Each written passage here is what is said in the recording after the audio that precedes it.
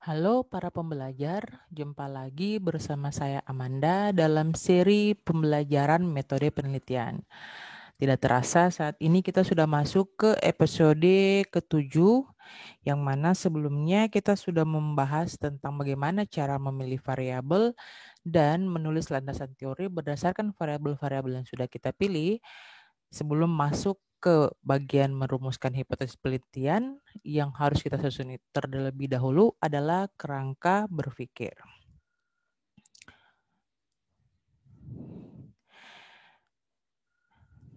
Nah, yang seperti apa kerangka berpikir itu? Jadi, Uma Sekaran dalam bukunya Business Research mengemukakan bahwa kerangka berpikir merupakan model konseptual tentang bagaimana teori berhubungan dengan berbagai faktor yang telah diidentifikasi sebagai masalah yang penting. Jadi kerangka berpikir ini dia itu menggambarkan bagaimana pola pikir kita mulai dari penemuan variabel hingga memunculkan hubungan antar variabel berdasarkan masalah yang sudah kita identifikasi. Nah, jadi kerangka berpikir yang baik akan menjelaskan secara teoritis pertautan antara variabel yang akan diteliti. Nah, bila dalam penelitian ada variabel moderator dan intervening, maka juga harus dijelaskan ya. Jadi dalam kerangka berpikir ini kita tidak hanya menjelaskan variabel bebas dan variabel terekatnya, tetapi variabel-variabel langsung juga yang muncul dalam atau yang kita gunakan dalam penelitian juga harus dijelaskan. Nah, pertautan atau hubungan antar variabel tersebut selanjutnya dirumuskan ke dalam bentuk paradigma penelitian. Oleh karena itu, pada setiap penyusunan paradigma penelitian harus didasarkan pada kerangka berpikir.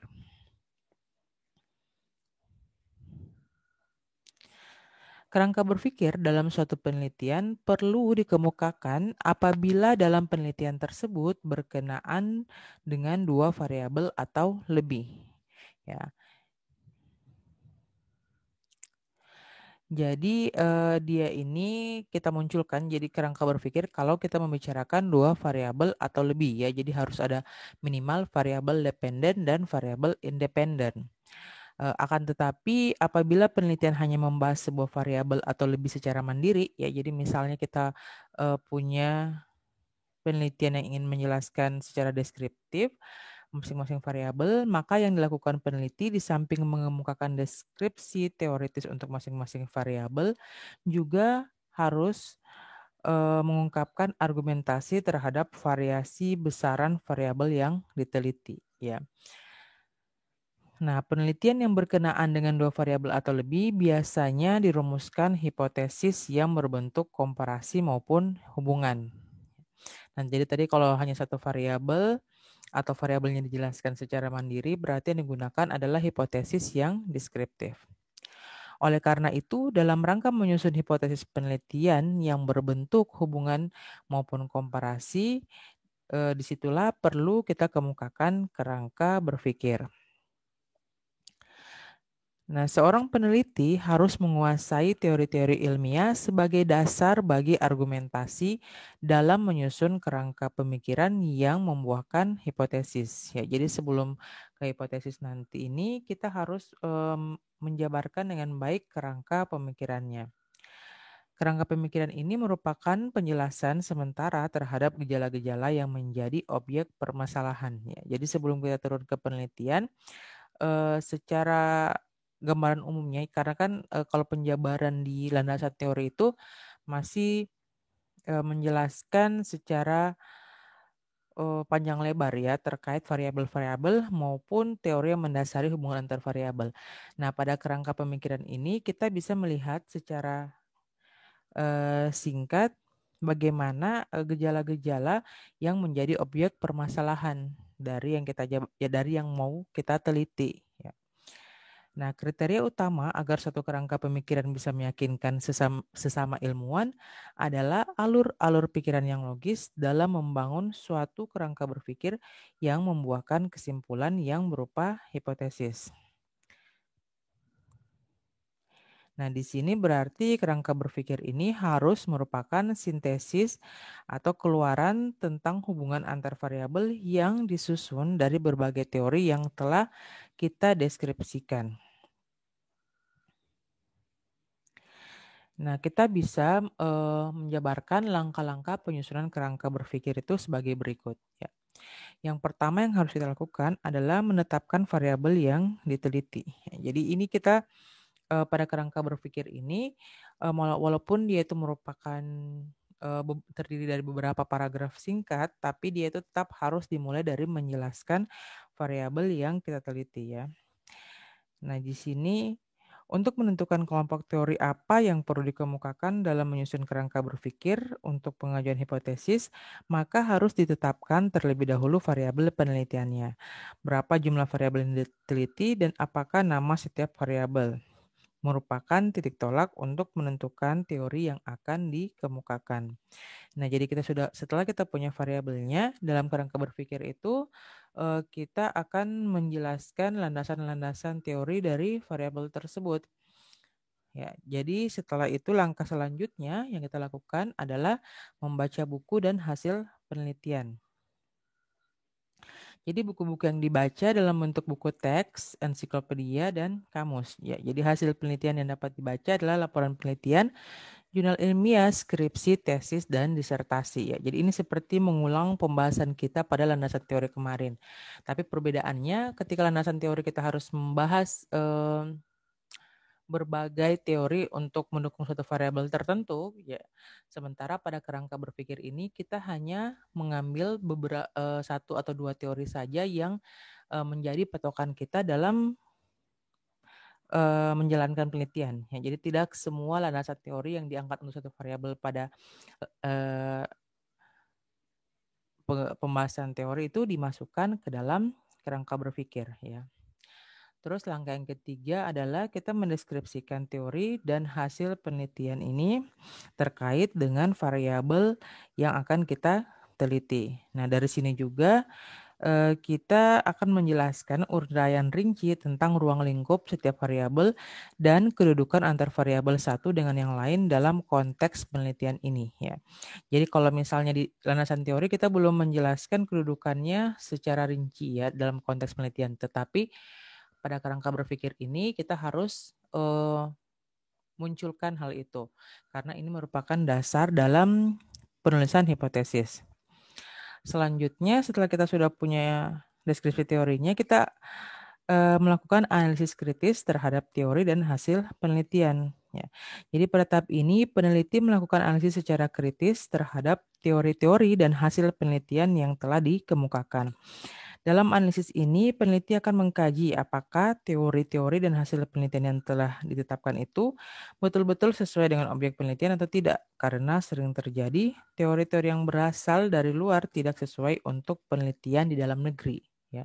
Jadi ini perlu digarisbawahi, teori itu tidak berlaku secara umum ya. Kita sudah bahas kemarin tentang fungsi-fungsi teori. Ada yang berlaku pada ruang lingkup tertentu, pada daerah tertentu, sementara tidak berlaku di tempat lain. Begitu juga yang perlu kalian perhatikan ketika mengambil teori dalam penelitian kita. Penelitian kalian ya. Jadi kadang ada teori yang berlaku misalnya di luar negeri tapi tidak berlaku di sini. Berlaku di daerah Jawa tapi tidak berlaku di daerah Sulawesi ya, seperti itu. Jadi harus hati-hati. Selanjutnya, langkah yang kelima adalah melakukan analisis komparatif terhadap teori dan hasil penelitian. Nah, analisis komparatif ini dilakukan dengan cara membandingkan antara teori satu dengan teori yang lain. Begitu juga antara hasil penelitian yang satu dengan penelitian yang lain. Melalui analisis komparatif ini, peneliti dapat memadukan antara teori yang satu dengan teori yang lain atau mereduksi bila dipandang terlalu luas ya. Jadi kalau misalnya yang kita lihat itu teorinya terlalu luas, kita bisa mereduksi atau mengurangi teori-teori tersebut ya, disesuaikan dengan kebutuhan kita. Langkah yang keenam adalah melakukan sintesa kesimpulan. Nah, melalui analisis kritis dan komparatif terhadap teori-teori dan hasil penelitian yang relevan dengan semua variabel yang kita teliti. Selanjutnya, peneliti dapat melakukan sintesa atau kesimpulan sementara. Nah, perpaduan sintesa antar variabel satu dan variabel yang lain akan menghasilkan kerangka berpikir yang selanjutnya dapat digunakan untuk merumuskan hipotesis. Nah, setelah kita melakukan langkah ke-1 sampai ke-6 ini, selanjutnya kita langsung bisa menyusun kerangka berpikir ya, atau menuliskannya ke dalam proposal penelitian kita. Jadi setelah sintesa atau kesimpulan sementara dirumuskan, maka selanjutnya disusun kerangka berpikir. Kerangka berpikir yang dihasilkan dapat berupa kerangka berpikir yang asosiatif ataupun komparatif. Ya, jadi seperti yang tadi saya sebutkan, kalau kerangka berpikir ini merupakan landasan untuk penyusunan hipotesis, yang mana kita tahu kalau dari rumusan berdasarkan jenis rumusan masalah, maka nanti itu akan muncul ada yang asosiatif, yang bersifat asosiatif maupun yang komparatif atau perbandingan. Ya. Nah, di sini kerangka berpikir asosiatif itu bisa kita gunakan kalimat jika maka ya. Contohnya, jika guru kompeten, maka hasil belajar akan tinggi. Nah, contoh lainnya, jika kepemimpinan kepala sekolah baik, maka iklim kerja sekolah akan baik. Dan lain-lainnya. Nah, setelah penyusunan kerangka berpikir ini selesai, maka kita bisa langsung membuat hipotesis penelitian.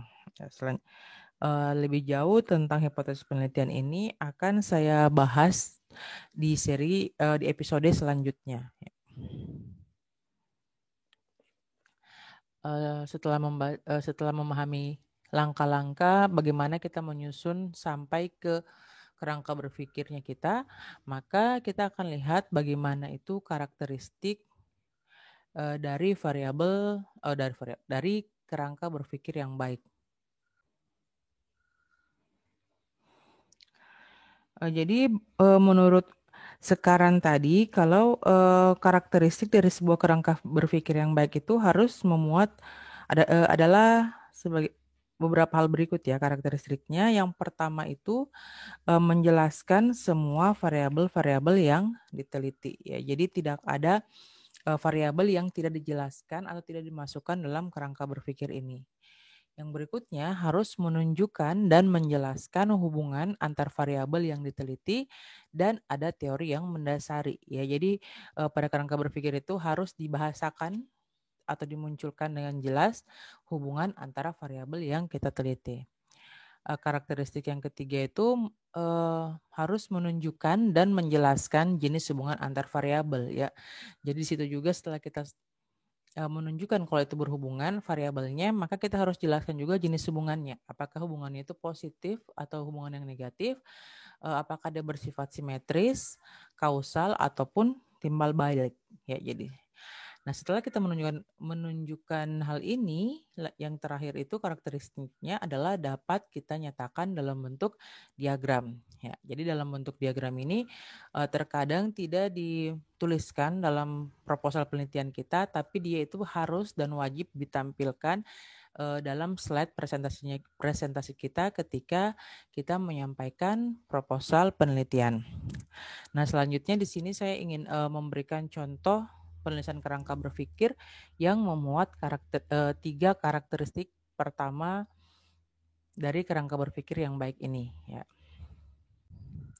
Nah, di sini ada contoh judul penelitian salah seorang teman saya yang yaitu perbedaan hasil belajar matematika ditinjau dari kombinasi model pembelajaran kooperatif dan motivasi siswa ya. Jadi dia di sini yang mau variabel yang mau kita teliti itu adalah hasil belajar matematika, terus model pembelajaran kooperatif, kombinasi model pembelajaran kooperatif dan motivasi siswa ya. Jadi nanti hubungan yang kelihatan pada variabel-variabel ini itu ada yang asosiatif dan ada juga yang komparatif ya. Dan di sini motivasi siswa itu dia di sini variabel. Jadi di sini yang bertindak sebagai variabel bebas itu adalah kombinasi model pembelajaran kooperatif ya. Terus para variabel terikatnya adalah hasil belajar matematika. Sementara di sini ada variabel moderator yaitu motivasi siswa ya. Yang mana di sini motivasi dia akan berperan sebagai variabel yang akan memperkuat hubungan antara variabel bebas dan variabel terikat. Nah, kita lihat tadi dari karakteristik yang pertama adalah harus menjelaskan kerangka berpikir yang baik itu harus menjelaskan variabel-variabel yang mau diteliti. Ya, jadi dimulai dari biasanya itu dimulai dengan pembahasan tentang penjabaran tentang variabel terikatnya ya. Karena ini adalah tujuan terakhir dari penelitian kita, bagaimana variabel terikat ini dia dipengaruhi dari variabel-variabel lain, maka dia dijelaskan itu mulai dari itu. Jadi di sini pertama dijelaskan tentang hasil belajar ya. Dijelaskan tentang hasil belajar. Setelah itu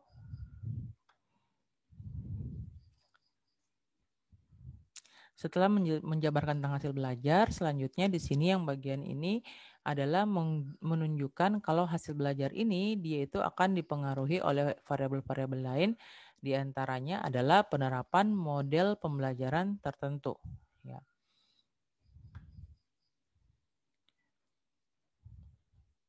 Jadi ini dijabarkan ya. Nah, sementara penjabaran ini semua itu sudah berdasarkan pada hasil-hasil penelitian yang relevan maupun teori yang dijelaskan di bagian sebelumnya dari sebelum kerangka berpikir ini. Nah, setelah membahas tentang bagaimana model pembelajaran itu bisa mempengaruhi hasil belajar, ya di sini dijelaskan semua di bagian sini. Setelah itu kita munculkan juga kalau ternyata ada variabel moderator yang bisa mempengaruhi, membantu memperkuat hubungan antara model pembelajaran tadi dengan hasil belajar, yaitu di sini yang dijelaskan adalah motivasi, ya. Di sini dikatakan kalau misalnya motivasi siswa tinggi ataupun rendah itu akan berpengaruh terhadap konsentrasi dan kesiapan siswa untuk belajar secara optimal. Yang mana ini sudah jelas nanti akan berpengaruh terhadap hasil belajar siswa. Setelah itu kita lihat untuk karakteristik yang kedua adalah kerangka berpikir itu dia harus menunjukkan dan menjelaskan hubungan antar variabel yang diteliti serta ada teori yang mendasari ya. Jadi di sini dimunculkan hubungan seperti apa yang akan terjadi antara variabel-variabel tersebut ya. Nah, di sini dijabarkan kalau penelitian ini dia itu mau melihat bagaimana pengaruh interaksi terhadap hasil belajar matematika ya. Jadi di sini interaksi yang dimaksud adalah penggunaan lebih dari satu model pembelajaran secara bersamaan ya. Jadi teman saya ini dia yang dia gunakan itu adalah kalau tidak salah model pembelajaran kooperatif, tapi kooperatifnya dia berbeda ya. NHT dan Jigsaw. Ya. Jadi ada yang dia gunakan NHT saja, ada yang menggunakan kombinasi NHT Jigsaw. Itu yang mau dilihat. Itu yang dimaksud dengan interaksi di sini. Ya. Jadi kalau pengaruh berarti yang dilihat itu adalah hubungan sebab akibat ya. Di sini dijabarkan dengan jelas bagaimana itu terus teori-teori apa yang mendasari. Ya, dilihat di sini kalau perbedaannya antara kerangka berpikir dan landasan teori pada saat di landasan teori itu setiap penjabaran teori dari seseorang itu akan dimasukkan sitasinya ya. Tapi kalau di sini dimasukkan juga tapi dalam bentuk catatan kaki. Jadi jangan lupa tetap dimasukkan sitasinya ya. Jadi kalau bentuk sitasi itu berbeda-beda tergantung dari peraturan penulisan karya tulis kalian ya. Jadi pada bagian ini ditunjukkan setiap hubungan itu dan apa teori yang mendasarinya.